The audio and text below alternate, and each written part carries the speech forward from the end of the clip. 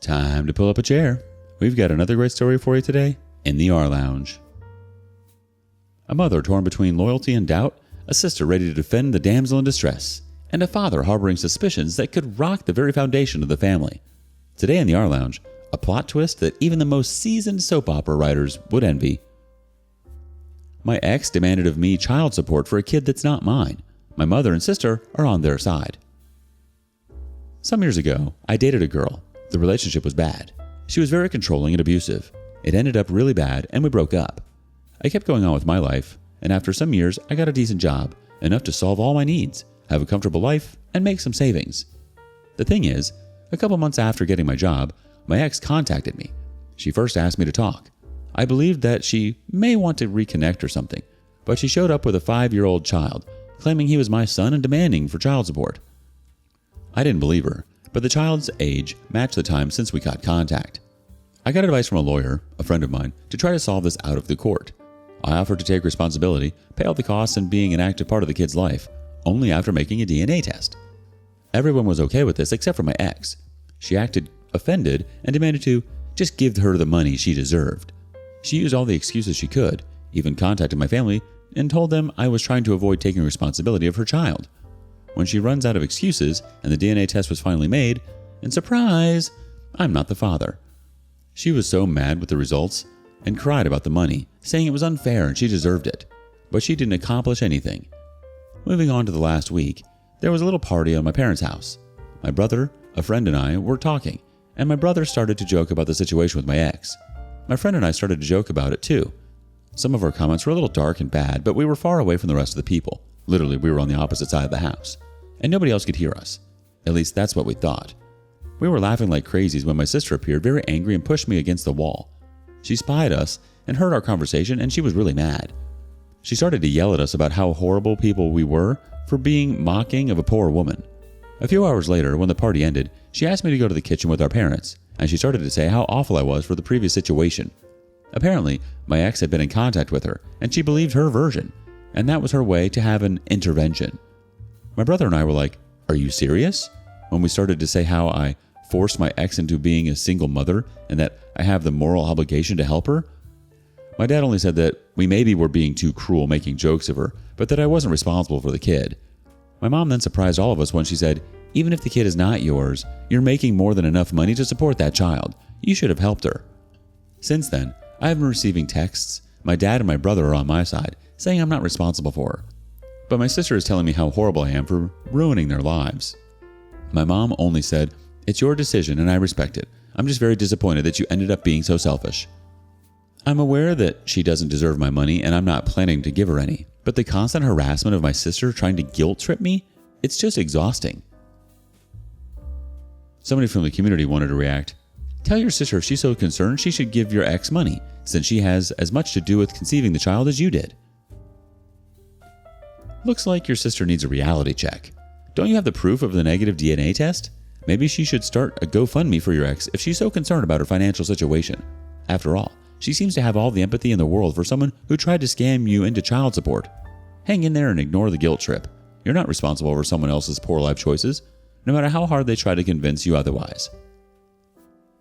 Update 1, posted on November 8th, 2022. It's been a while. After my last post, I read all the comments and decided to show them to my mother. We had a talk about the situation. Again, she started on my ex's side, but after reading the post and all the comments and opinions, she realized she was wrong. I think the thing that hurt her the most was all the doubts about if she cheated on my dad and I wasn't his son, and if that was the reason if she was on her side. We had a very long conversation. She told me that she believed my ex because she was always so nice and kind with her that she decided to not believe me when I told her all the things she did to me during the relationship, because a good girl like that could never do something like that. So I must be lying. After that, she apologized to me. We are good now. On the other side, my sister.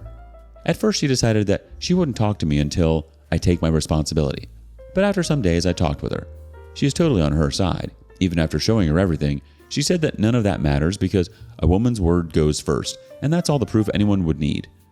Also, she said that even if you are not the biological father, you have an effective responsibility with her, so you must be man enough to take charge of them and start acting like a real man. She was a lost cause. About my ex. I did some research and I found out that shortly after we broke up, she started dating another guy. Or maybe she was cheating on me with him before that. I'm not sure. They broke some weeks later, and she had multiple dates until she found she was pregnant. I also found that she had been trying to find a father to her kid for the last 2 years, and I was the next on the list. But it looks like she's desperate now because she was never that aggressive with any other one before. Now, the reason of this post. Some days ago, my ex and my sister came to my workplace. They made a big sign with my face that says he abandoned his child, an irresponsible father, and started a drama saying all their BS. Their intention was to shame me and to use the social pressure to force me to take charge of them. They literally said it. To don't make the story too long, they were taken out of the place. I got problems for that scandal, even after showing all the proof and legal documents that showed they were lying. I was told that this better never happen again or I'll be fired. After that, I contacted my friend, the lawyer, and we are now redacting a very long and detailed paper against them. My ex and my sister too. They were too far. Now I'm going against them with everything. Maybe that'll scare them enough to leave me alone. One quick response from the community. Good luck with the restraining order. DOP's response. And a defamation lawsuit, and everything my friend can add, too. Who knew they had such a flair for theatrics? But seriously, it sounds like you're taking the right steps to put an end to their little circus act. A defamation lawsuit and a restraining order? That's like bringing a bazooka to a water gun fight. Here's to hoping they get the message loud and clear to leave you the heck alone. Keep fighting the good fight. Update 2. Hi everyone, and sorry for the lack of news. Last week has been crazy with a lot of stuff, but I think now is a good moment to update you all. First of all, I'm not allowed to talk about the lawsuit. The most I can share to you is that my ex was extremely freaked out when she knew about it. She's now begging to drop it. She offered to take back everything she said, to never bother or even contact me again. She even tried to guilt trip me, saying that I would be ruining her and her son's life. But honestly, I don't care. I got tired of being the good guy a long time ago. She messed with me, and now I'm fighting back. As for my sister, the lawsuit at first only made her worse. As her attempt to shame me and my job didn't work as good as she wanted, she moved into social media, spreading her BS about me abandoning my child and not taking responsibility, and exposing my legal actions like acts of censorship and misogyny. But at the end, that will be the worst for her, not only because I can dismiss her defamation easily, but also is more evidence to our favor. Anyways, this is going to be a long road, and we are just beginning. Recently, we had a posada on my parents' home. Every year we use this excuse to make a big family party before Christmas. I had my doubts because I didn't want to be near my sister, but after some relatives assured me that she wouldn't be there, I decided to go. Big mistake. She was there. Mom decided that, despite everything that happened, I was taking all of this too far, so she wanted all of us to meet to solve the problem as a family. I tried to get out of there at the moment I realized what she intended, but some relatives tried to stop me while my mom cried that I needed to stop, that I was tearing apart the family and needed to learn to forgive and let go. I realized that, despite everything, even knowing I was telling the truth, she was still on my sister's side. I got out there, saying to her that I'm not attending any family event again if she is there, and to don't ever think of trying this BS again. At this point, almost all my family knows what she did. Some of them think my sister is crazy.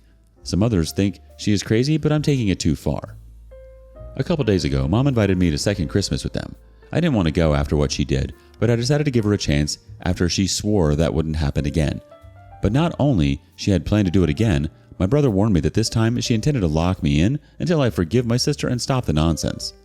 I called my mom and told her I knew and that I was done with her and my sister. To don't talk to me until she realized she supported the wrong person and to apologize.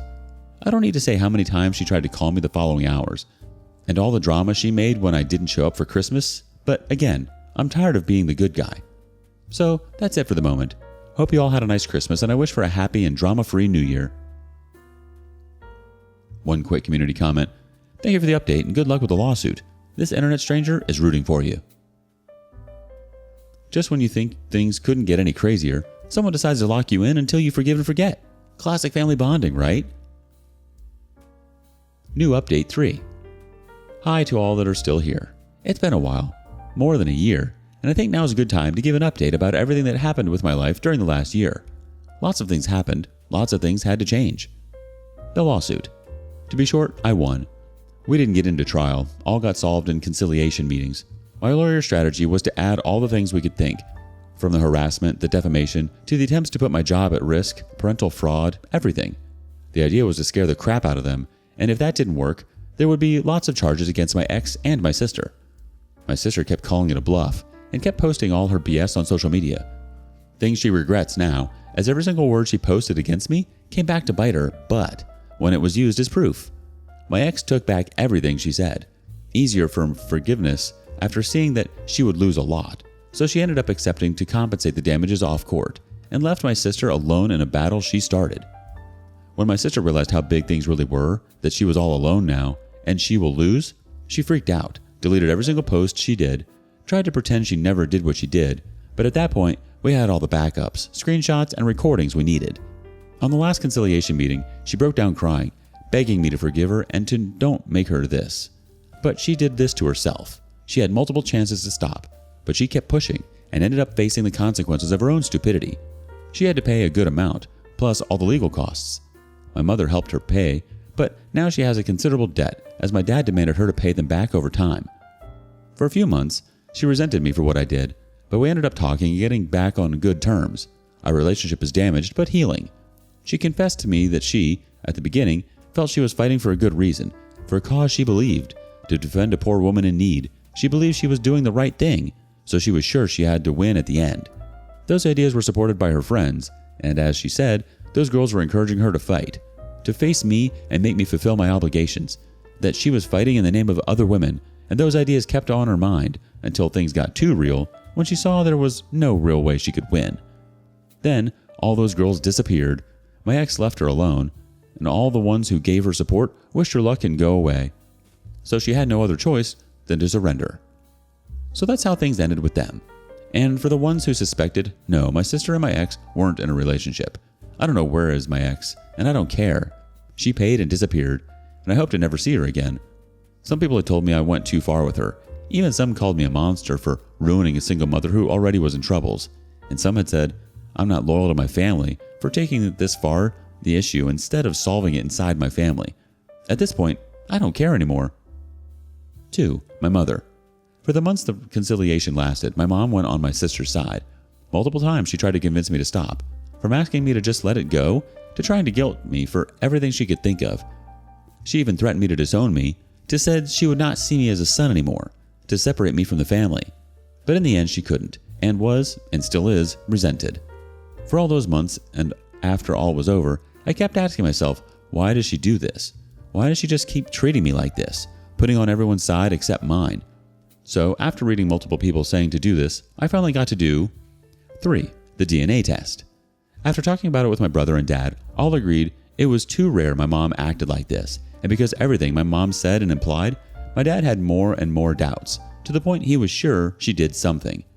After some beers, a very hard talk, some tears, and a promise that no matter what the results say, to me and my bro, he will always be our dad, we made the DNA test.